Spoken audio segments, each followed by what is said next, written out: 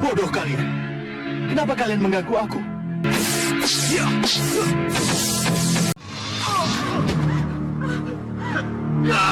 Tahan. Mundur.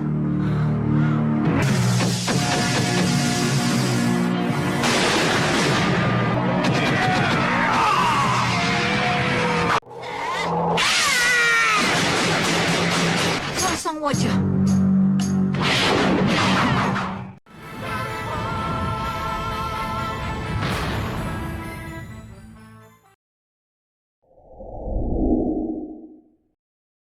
Di episode kali ini, kita langsung melanjutkan sambungan adegan episode sebelumnya bahwa Dewi Sukesi tampak masih dipenjara dengan penjara sihir milik para putri siluman Prabu Baka. Kamu terlalu dicekam oleh kegelisahanmu sendiri. Mungkinkah Kanda Prabu bisa mendengar panggilanku? Iya, Dinda. Kanda bisa mendengar panggilanmu, Dinda. Di luar ruangan Sang Prabu, terlihat Patih Batik Madrim, Danurwenda dan Pini Sepuh Rikmaseta yang tampaknya ragu untuk membangunkan Sang Prabu dari semedinya. Pini Sepuh Rikmaseta pun kemudian menyuruh Batik Madrim untuk segera mengetuk pintu sanggar Pamelengan. Walaupun kelihatannya Batik Madrim sedikit tidak enak hati. Akan tetapi, setelah mengetuk beberapa kali, ternyata tidak ada jawaban dari dalam.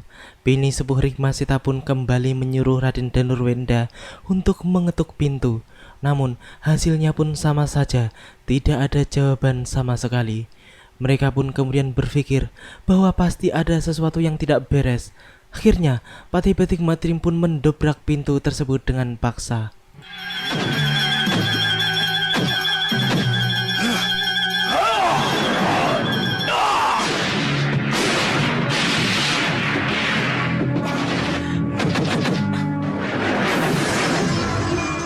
Bodoh kalian. Kenapa kalian mengganggu aku? Mohon maaf, Gusti Prabu.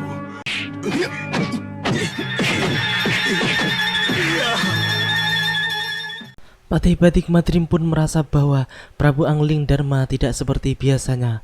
Danurwenda pun meminta penjelasan dari Sang Prabu tentang kesalahan apa yang telah diperbuatnya sehingga membuat Sang Prabu menjadi marah besar. Namun, justru kemudian Angling Dharma pun menyerang Raden Danurwenda putranya.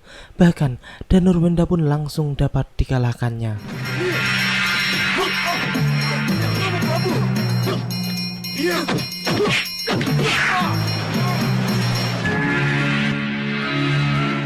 Angling Dharma pun kemudian berjalan kembali masuk ke dalam sanggar Pamelengan. Batik Madrim pun semakin yakin tentang ketidakberesan pada diri Sang Prabu karena jurus-jurus yang digunakannya pun tidak seperti biasanya. Pini Sepuh Rikmaseta yang kembali memanggilnya pun kemudian benar-benar membuat Angling Dharma marah besar dan langsung menyerangnya. Namun, Patih Batik Madrim pun segera menghalanginya sehingga terjadilah pertarungan di antara mereka yang akhirnya membuka kedok Prabu Angling Dharma palsu itu.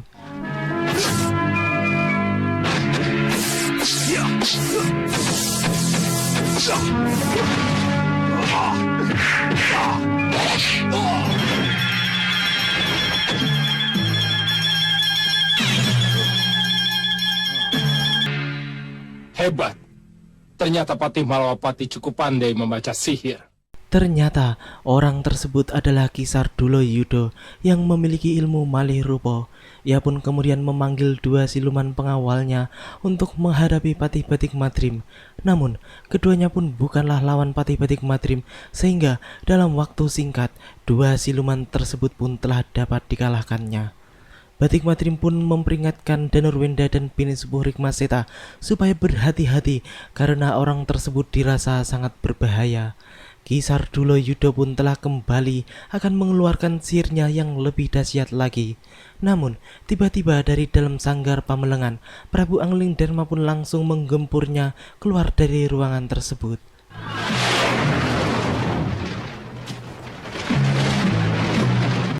Siapa kamu? Kamu sudah tidak mengenal aku lagi, Angling Dharma? Tidak, aku tidak mengenalmu. Aku Kisar Dulo Yudo. Sardulo Yudo. Ya, Sardulo Yudo yang dulu menawarkan anak perempuannya yang sangat ingin diambil sebagai garwa Ampil. Ternyata Ki Sardulo Yudo pun memiliki dendam tersendiri terhadap Prabu Angling Darma, di mana dulu putrinya pernah ditolak oleh sang Prabu hingga membuatnya sangat kecewa dan bunuh diri. Namun Prabu Angling Darma pun mempunyai dasar yang jelas mengapa ia menolak putri Ki Sardulo Yudo, yaitu karena sang Prabu baru saja menikah dengan putri Bojanegara alias Dewi Sekarwangi yang sampai saat ini masih menjadi permaisurinya. Namun dasar golongan hitam tetaplah buta. Ki Sardulo Yudo pun tidak mau tahu tentang alasan sang Prabu. Ia pun tetap menuntut balas atas kematian putrinya itu, sehingga mereka berdua pun bertarung hebat.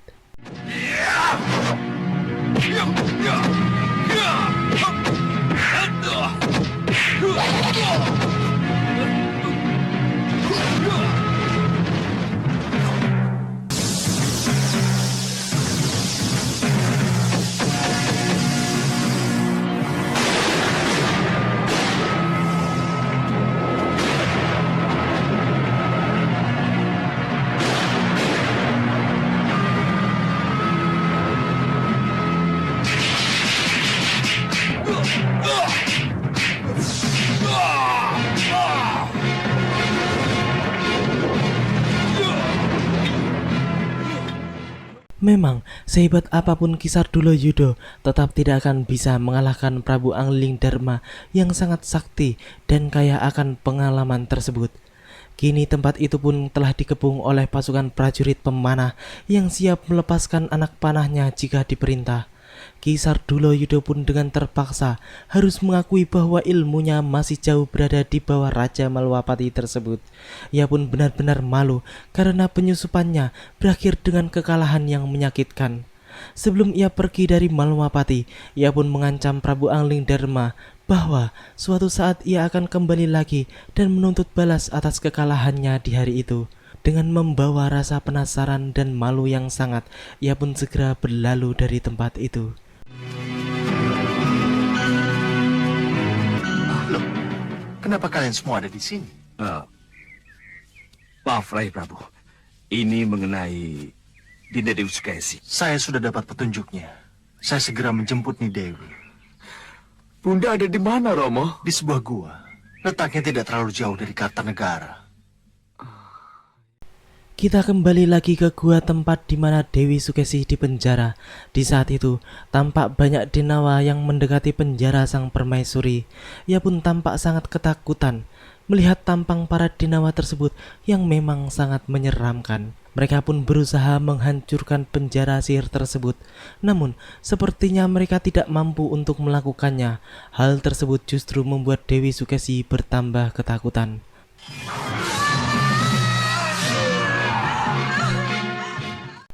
Namun tiba-tiba saja datanglah Patih Batik Madrim dan Danurwenda yang langsung menghadapi para manusia liar tersebut, sehingga membuat Dewi Sukesi merasa tenang dan tampak sangat senang karena dewa penolong yang sangat diharapkannya kini telah tiba.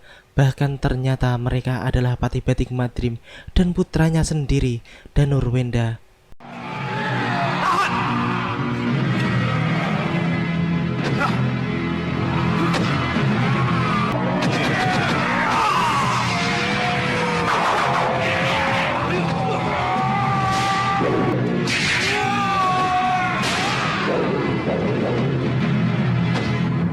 Maafkan saya, Bunda. Saya terlambat menolong Bunda. Sementara itu di luar gua tersebut tampak ketiga putri Prabu Baka yang hendak masuk menghampiri tawanan mereka. Namun mereka pun merasa bahwa telah ada orang yang mendahului mereka masuk ke dalam gua tersebut, sehingga mereka pun mengurungkan niatnya untuk memasuki gua itu. Kenanga yang sebelumnya telah gagal untuk bertemu dengan Prabu Angling Darma di saat menyamar menjadi Dewi Sukesi pun kini bertambah hati-hati sebab pengalamannya yang selalu gagal sehingga ia pun tidak mau gegabah dalam bertindak. Di sisi lain, di dalam gua itu, tampak Raden Danurwenda sok-sokan mencoba untuk menghancurkan penjara sihir milik para putri siluman. Namun dirinya pun gagal dan justru malah tersengat sihir penjara itu. Sehingga setelah itu Batik Madrim pun turun tangan untuk menangani masalah tersebut.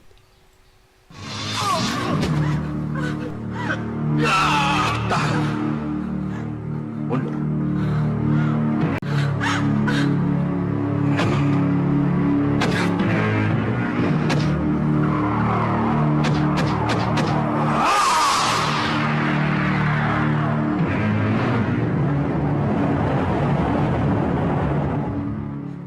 Ilmu Patih Batik Madrim memang luar biasa.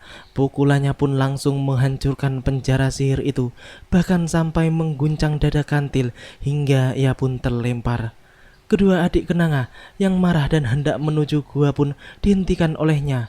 Ya, lagi-lagi kini Kenanga pun lebih tenang dan sabar serta tidak gegabah, sebab mereka sendiri belum mengetahui siapa yang ada di dalam gua tersebut. Setelah itu, terlihat Patih Batik Madrim dan yang lainnya keluar dari dalam gua. Hal tersebut jelas membuat mereka kaget dan trauma, karena sebelumnya mereka telah dikalahkan oleh sang patih dengan telak ketika berada di Malwapati. Dan kini mereka tidak berani lagi berhadapan langsung dengan Patih Malwapati itu, yang jelas akan membuat diri mereka celaka sendiri. Maaf Gusti Dewi, kami tidak bisa menyediakan kereta untuk Gusti. Karena jalannya tidak memungkinkan. Tapi kami sudah menyiapkan kuda. Di sebelah sana, Gusti.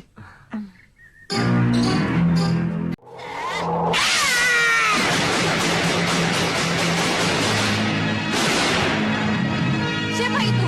Siapa yang berani menggagalkan sihir kita?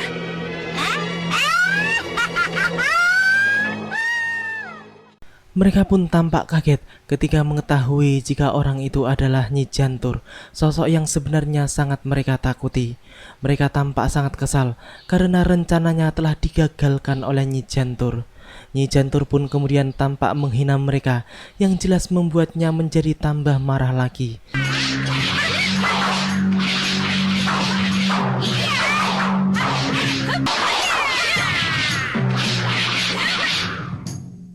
Sang wajah.